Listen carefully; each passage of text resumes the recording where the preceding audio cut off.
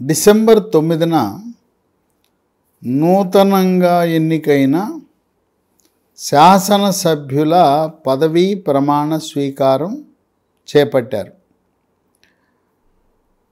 ఈ మూడవ సభలో 51 మంది కొత్తగా మొట్టమొదటిసారి శాసనసభ్యులుగా వివిధ పార్టీల నుంచి ఎన్నిక కావటం విశేషం.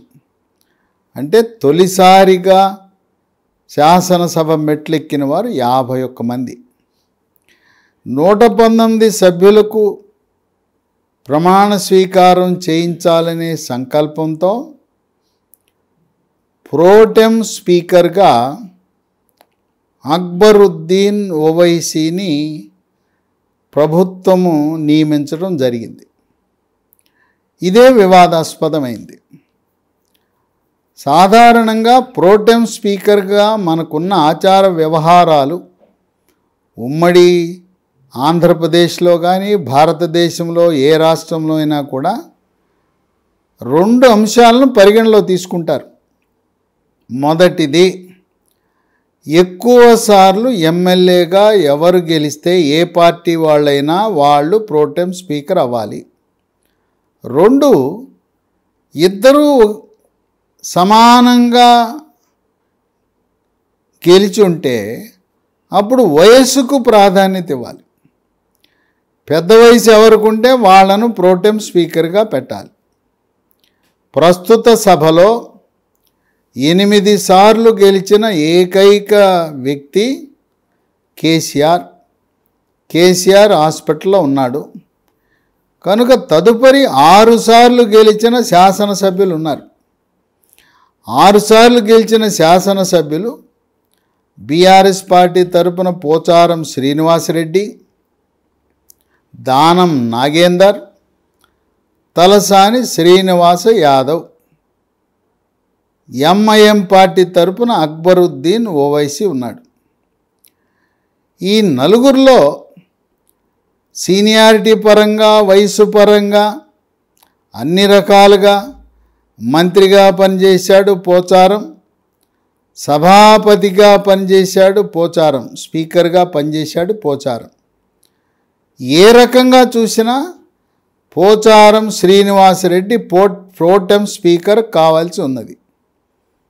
దాన్ని కాదని వీళ్ళు ఓటు బ్యాంకు రాజకీయాలకు వెళ్ళిపోయారు. కాంగ్రెస్ వాళ్ళు ఓటు బ్యాంకు రాజకీయాలే కాదు, మరొక అంశం కూడా తెరపైకి వస్తూ ఉంది.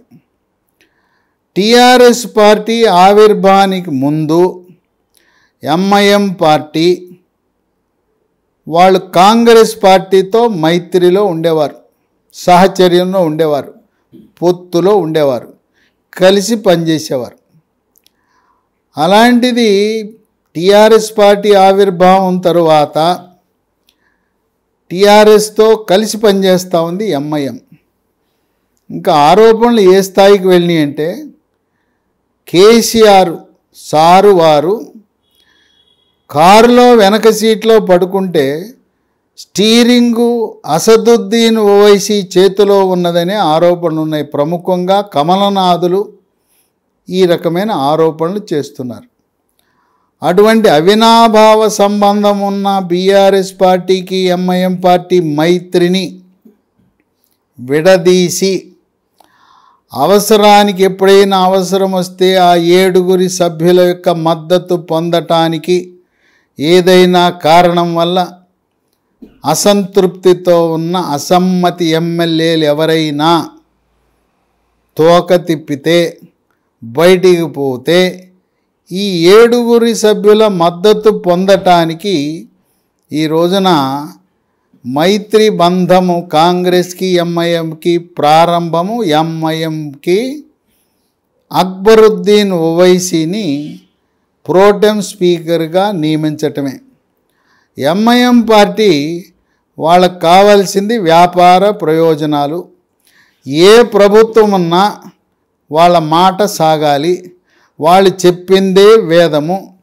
వాళ్ళకుండే విద్యా సంస్థలు కానీ, వాళ్ళకుండే బహుళ అంతస్తుల భవనాలు కానీ, వాళ్ళు చెప్పిన విధంగా పాత బస్తీ వాళ్ళ నియంత్రణలో ఉండే విధంగా సహకరించే ప్రభుత్వానికి మద్దతు ఇస్తారు. మనం గతాన్ని గుర్తు చేసుకుంటే 2012 సంవత్సరంలో అప్పుడు తెలంగాణ రాష్ట్ర ఏర్పాటుని కాంగ్రెస్ పార్టీ మద్దతిస్తూ ఉంటే ఆంధ్రప్రదేశ్లో ఉండే శాసనసభ్యులందరూ కూడా వాళ్ళు ఈ తీర్మానాన్ని వ్యతిరేకించి అవిశ్వాస తీర్మానం పెడితే ప్రభుత్వాన్ని పడగొట్టాలనే ఒక ఆలోచన చేసినప్పుడు కాంగ్రెస్ అధిష్టానము ఆనాడు 18 ఎమ్మెల్యేలు కలిగిన ప్రజారాజ్యం పార్టీతో సంప్రదింపులు జరిపి ప్రజారాజ్యం పార్టీని విలీనము చేసుకోవటము ద్వారా కాంగ్రెస్ పార్టీకి ఎటువంటి సంక్షోభము రాకుండా అప్పుడు అవిశ్వాస తీర్మానము పెట్టిన సంఖ్యాబలంలో ఎటువంటి సమస్య రాకుండా ఏర్పడింది. పిఆర్పి పార్టీని విలీనం చేసినప్పుడు చిరంజీవికి కేంద్ర మంత్రి పదవి ఇచ్చారు. రాష్ట్రంలో సంకీర్ణ ప్రభుత్వంలో సంకీర్ణం కాదు కలిసిపోయిన తర్వాత 2 మంత్రులకు అవకాశం ఇచ్చారు, 2 ఎమ్మెల్యేలకు. రాయలసీమ నుంచి రామచంద్రయ్యకు, కోస్తా ప్రాంతం నుంచి గంటా శ్రీనివాసరావుని పిఆర్పి నుంచి కాంగ్రెస్ పార్టీలో విలీనం చేసినందుకు బహుమానంగా 2 మంత్రి పదవులు ఇవ్వటం జరిగింది. ఆ విధంగా ఆ రోజు 2014 వరకు నిరాటంకంగా అవిశ్వాస తీర్మానాన్ని తట్టుకునే విధంగా పిఆర్పి ప్రజారాజ్యం పార్టీ సహాయపడింది. అదేవిధంగా ఇప్పుడు ఎవరైనా అవిశ్వాస తీర్మానం ప్రవేశపెడితే 7 ఎంఐఎం ఎమ్మెల్యేలు మద్దతు ఇచ్చే విధంగా వాళ్ళని మచ్చిక చేసుకోవటానికి ప్రోటెం స్పీకర్గా పెట్టారనే ఆరోపణలు ఉన్నాయి. 2018లో కూడా ఇదే తంతు జరిగింది. అప్పుడు కూడా సీనియర్లు అధిక సార్లు గెలిచిన వాళ్ళు ఉన్నా ఎంఐఎంతో సన్నిహితంగా మెలగాలనే సంకల్పంతో ఆ రోజున 2018లో కేసీఆర్ కూడా ప్రోటెం స్పీకర్గా ముంతాజ్ అహ్మద్ ఖాన్ని ప్రోటెం స్పీకర్గా నియమించి ప్రమాణ స్వీకారం చేయించారు. అప్పుడే రాజాసింగ్ 2018లో బీజేపీ పార్టీ తరఫున గెలిచిన ఏకైక ఎమ్మెల్యే. ఆయన ముంతాజ్ అహ్మద్ ఖాన్ ప్రమాణ స్వీకారం చేస్తే నేను రాను, ఆయన చేతితో నేను చేయించబడను అని చెప్పి ఆ రోజు గైరు హాజరవడం జరిగింది. ఈ రోజున మరి అక్బరుద్దీన్ ఓవైసీ ప్రోటెం స్పీకర్గా రాజ్భవన్లో లాంఛనంగా 9 డిసెంబర్ ఉదయాన ప్రోటెం స్పీకర్గా గవర్నర్ తమిళిసై ప్రమాణ స్వీకారం చేయించారు. ప్రమాణ స్వీకారానికి ఎమ్మెల్యేలు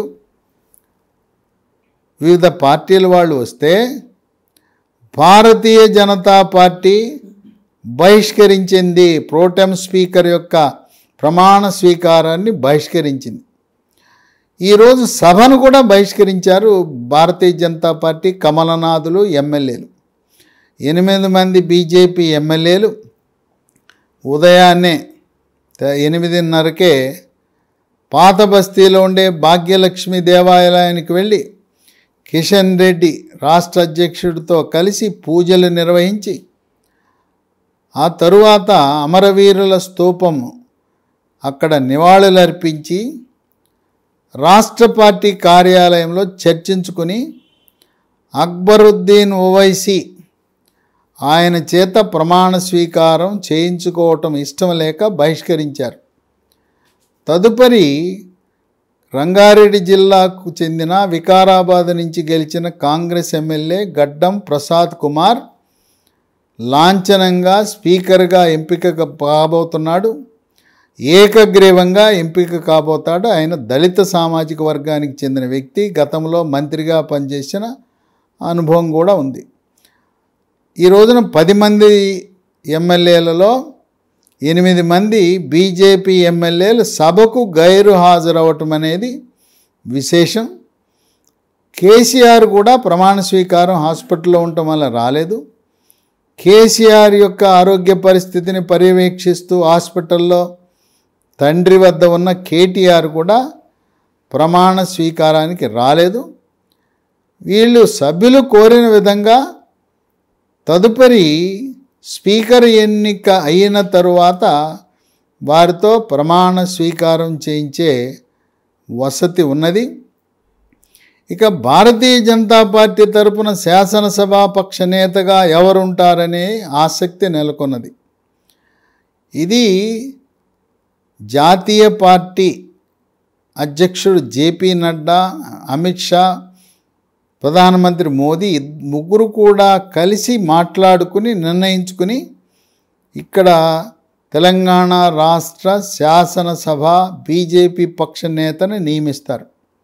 కొన్ని ఊహాగానాలు ఉన్నాయి. కామారెడ్డిలో మాజీ ముఖ్యమంత్రి కేసీఆర్ ప్రస్తుత ముఖ్యమంత్రిని రేవంత్ రెడ్డిని ఓడగొట్టిన జైంట్ కిల్లర్, చరిత్ర లిఖింపజేసిన వెంకటరమణారెడ్డి చరిత్రలో నిలిచాడు. దేశ ప్రజల దృష్టిని ఆకర్షించాడు.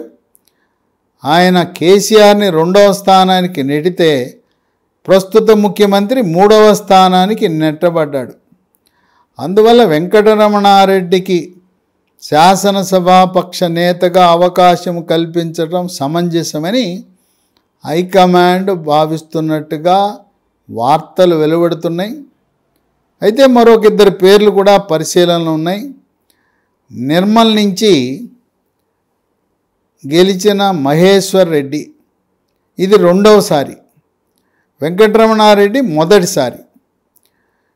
మహేశ్వర్ రెడ్డి ఆల్ ఇండియా కార్యక్రమాల కమిటీ, అఖిల భారత కాంగ్రెస్ కార్యక్రమాల కమిటీ చైర్మన్గా కూడా విధి నిర్వహణలో అనుభవజ్ఞుడు. ఆయన్ని ఉపనేతగా పెట్టే అవకాశాలు కనపడుతున్నాయి. రాజాసింగ్ 2018లో ఒకే ఒక్కడు, అందువల్ల పోటీ లేదు. ఆయనే శాసనసభాపక్ష నేత అయ్యాడు. ఆయనకి తెలుగు భాషపై పట్టు లేదని, గ్రామీణ సమస్యలు తెలవదు, రైతుల సమస్యలు, గ్రామీణ ప్రాంతాల సమస్యలు తెలవదని, కొంచెం ఆవేశపడతాడని, ఆలోచన లేకుండా రెచ్చగొట్టే మాటలు మాట్లాడతాడని, అదిగాక 1 సంవత్సరం పాటు ఆయనపై సస్పెన్షన్ వేటు వేయటం, వీటన్నిటి కారణాల వల్ల రాజాసింగ్ని మళ్ళీ శాసనసభాపక్ష నేతగా నియమించే అవకాశాలు తక్కువ. కిషన్ రెడ్డి జాతీయ హైకమాండ్ బీజేపీ ఆదేశాల కోసం ఎదురు చూస్తున్నాడు. వెంకటరమణారెడ్డిని బీజేపీ శాసనసభాపక్ష నేతగా నియమించే అవకాశాలు కనపడుతున్నాయి. ఇక టీఆర్ఎస్ శాసనసభాపక్ష నేతగా ఆ ఎమ్మెల్యేలందరూ ఏకగ్రీవంగా కేసీఆర్ని నియమించుకున్నారు.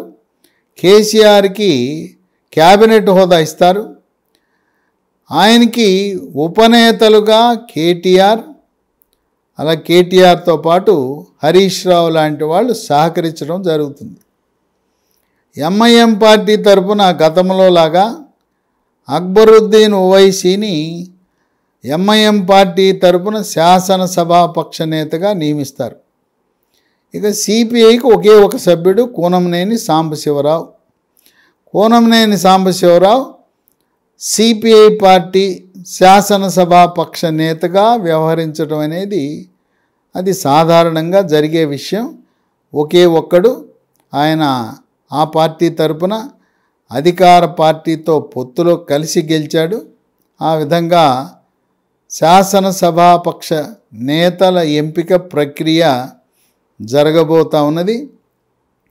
అక్బరుద్దీన్ ఓవైసీని ప్రోటెం స్పీకర్గా నియమించటము ద్వారా కాంగ్రెస్ పార్టీ ఎంఐఎం పార్టీని ఆకర్షించి రాబోయే కాలంలో ఎంఐఎం పార్టీ బీఆర్ఎస్ పార్టీకి దూరమయ్యే సంకేతాలున్నాయని విశ్లేషకులు భావిస్తున్నారు.